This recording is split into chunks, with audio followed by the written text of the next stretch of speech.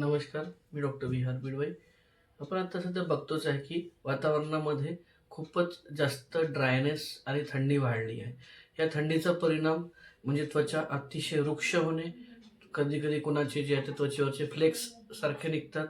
त्यानंतर खूप जास्त ड्रायनेस असतो, कधी-कधी सुद्धा सुटते. तर याच्यावर चांगला उपाय म्हणजे काय तर तिळाचे तेल किंवा खोबऱ्याचे तेल हे जे आहे ते आपण सकाळ संध्याकाळ अभ्यंगा म्हणून आपण लावू शकतो.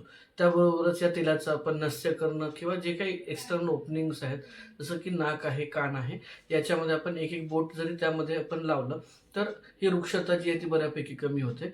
एक अंघोळीच्या 1 तास आधी समजा आपण संपूर्ण अंगाला छान प्रकारे एक अभ्यंग केला, म्हणजे थोडंसं तेल कोमट करून सगळ्या अंगाला एक लावून घेतलं आणि त्यानंतर स्नान केलं, तर त्वचा जी आहे ती टवटवीत आणि छान होते. आणि हे जे काही हिवाळ्यामुळे किंवा ड्रायनेसमुळे होणारे प्रॉब्लेम्स आहेत, हे नक्कीच जे आहे ते पूर्णपणे कमी होतील.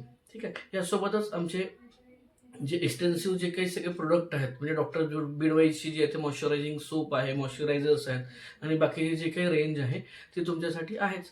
तर या सगळ्या गोष्टी यूज करा आणि आम्हाला नक्की तुमचे जे आहे ते फीडबॅक्स कळवा. Thank you.